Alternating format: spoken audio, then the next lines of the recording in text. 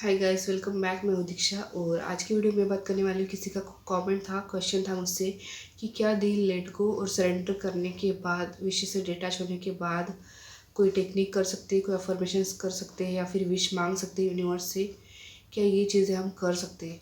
तो देखिए, जब आप विश से लेट गो कर देते हो, विश से डिटैच हो जाते हो, सरेंडर कर देते हो यूनिवर्स को, उसके बाद आपको कुछ भी नहीं करना होता है। ठीक है, देखिए, विश यूनिवर्स को आपने सरेंडर कर दिए, मतलब उनके ऊपर छोड़ दिए कि अब वो किस तरीके से आपको विश देंगे। वो जो प्लानिंग उनको करनी होगी, जिस तरीके से देनी होगी, जब देनी होगी, ठीक है, टाइम भी मतलब आप उनके ऊपर छोड़ देते हो कि जब आपको ये विश मुझे यूनिवर्स देनी हो आप तब दीजिएगा।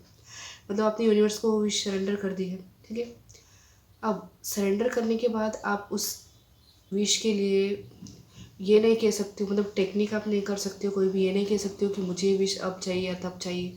टेक्निक आप कोई भी नहीं कर सकते हो, ठीक है, विश के लिए। लेकिन अगर आपको कोई मंत्रास चैंटिंग करने हो, ठीक है, अगर आपको ग्रेटिट्यूड की प्रैक्टिस करनी हो, ये चीज़ आप कर सकते हो, लेकिन विश नहीं मांग सकते हो। दूसरी चीज़, लेट गो कैसे किया जाता है?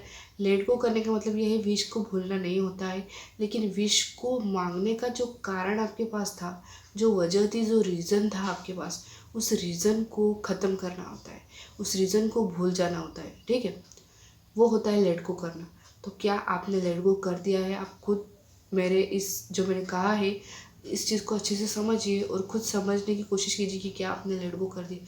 तो अगर आपने लेट गो कर दिया तो कोई टेक्निक नहीं करना है, ठीक है, विश नहीं मांगना है, विश के बारे में नहीं सोचना है। अगर आप विश से डिटैच हो गए हो तो आपको विश का ख्याल भी अपने माइंड में नहीं लाना है। आएगा तो सही, ठीक है, विश को हम भूल नहीं सकते, उसका ख्याल तो हमको आएगा ही आएगा। ठीक है, ये तो जाहिर सी बात है। तो फिर अब ऐसे में हम क्या करें?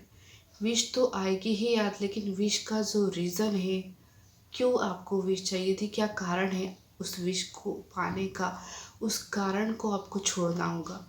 उसको कहेंगे लेट गो कर दिया है। ठीक है, समझ में आ गई मेरी बात, मैं क्या समझा रही हूँ? तो ऐसे में आपको कोई टेक्निक, कोई स्क्रिप्टिंग, कुछ भी नहीं करना है। विश याद आ जाए तो thank you universe, thank you so much universe, thank you so much Mahadev, जिनको भी आप मानते हैं उनका नाम लीजिए और थैंक यू कहिए। ठीक है, तो आई होप कि आपको क्लियर हो चुका होगा। तो मिलेंगे अगली वीडियो में, तब तक के लिए अपना ध्यान रखिएगा। Bye bye.